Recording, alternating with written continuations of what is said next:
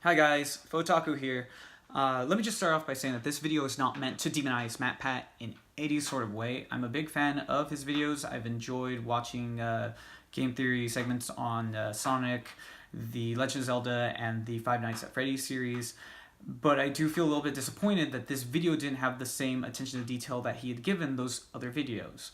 And this isn't coming from somebody who's saying that I wasn't open to his thoughts on Teddy being the shadow of Yu Narukami or the protagonist. It's not coming from that. It's very apparent that there wasn't enough research done for this episode. And as a fan of the series, there are plenty of things to still speculate over that are pretty ambiguous even by their design, but with this particular video regarding Narukami and Teddy, everything was answered both by the game and the animation to the point where this just wasn't the topic to make one on. Within the game, Narukami, or rather the protagonist, does not have to fight a shadow in order for him to gain his persona. He gains it right at the beginning.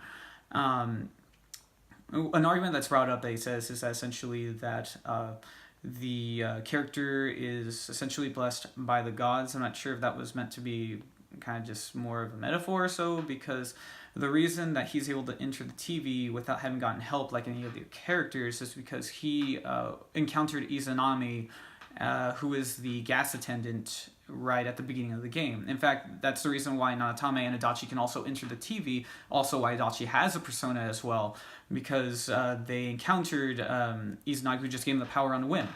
Not that they were particularly special in any sort of way.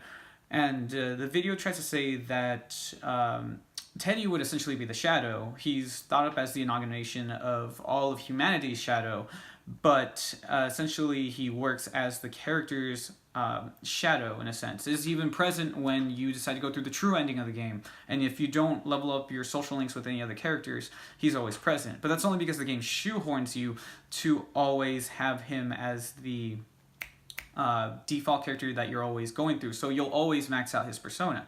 And I feel that there could have been a lot to elevate from this idea, because, I mean, that's just how MatPat is. He'll go off an idea, and I was expecting someone to go more along these lines. I liked when he was bringing up the counter arguments, but obviously it just shows that if he would have dug in more to the animation and Persona 4, even before we get into Golden, it would just show that this is not Narukami's shadow. He does have his own shadow, both mechanically and then also visually with the animation. In all cases, Nanatame, Adachi, and even Narukami do have their shadow come present whenever they give in to their darker desires. And so in the animation, it's very present at the 26th episode that for some reason was harder to access even off of, let's say if you're watching off of a paid description like Hulu, for some reason it's hard to even see the true final episode. But it's present there that he does have a shadow. Now, as for the game, there is an actual shadow to your own character. After all, this is the protagonist. I'm going to link in the description below to a video called Inside of an Edgelord. It was made by somebody who dissected why Adachi was a great antagonist for the game. And I feel that that essentially is your shadow in the game. By this point in time, it has you face off against Adachi at the very end of the game, because it knows that you have gone through the entirety of the game trying to level up your social links and essentially try to save Inaba with your friends. And Adachi is essentially the antithesis to this, because he pretty much just wallows in his own misery and decides that he just wants to destroy the world because he thinks he's better than everybody else.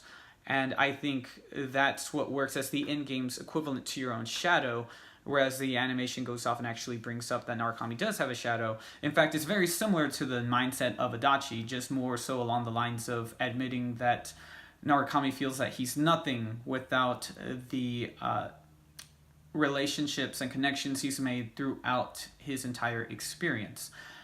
So I figured that if MatPat would have just done more to research it, he would have known that maybe this wasn't going to be the best theory to come out and talk about. And I hope that with regards to the apology that he has within the description of this video, that the backlash wasn't something that was made by people that were super defensive, that just spammed a bunch of vulgar things. Like, I hope that's not the case that led to this.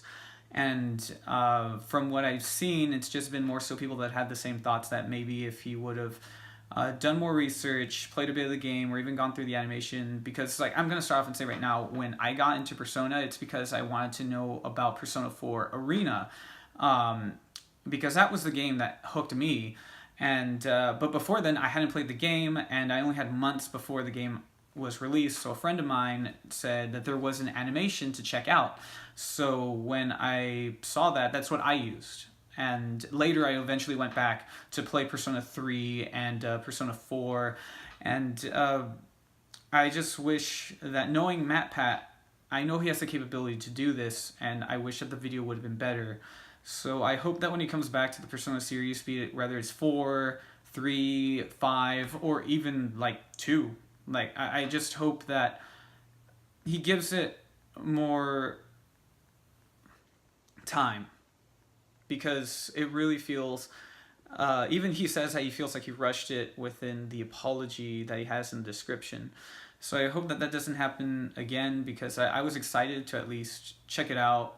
And when I got into MatPat's game theory, it was also at a time where like I didn't really think he could make a good argument, especially when I thought that he just had a clickbait episode about Sonic not being that fast. But by the end of it, I felt he had a great argument regarding how he's not necessarily as fast as we would think. And I kind of feel bad that that wasn't the same case that was given here. Rather, it be something that I would agree with or disagree with, but I don't want it to come off as either I or anybody else in the Persona community isn't open up to a game theory.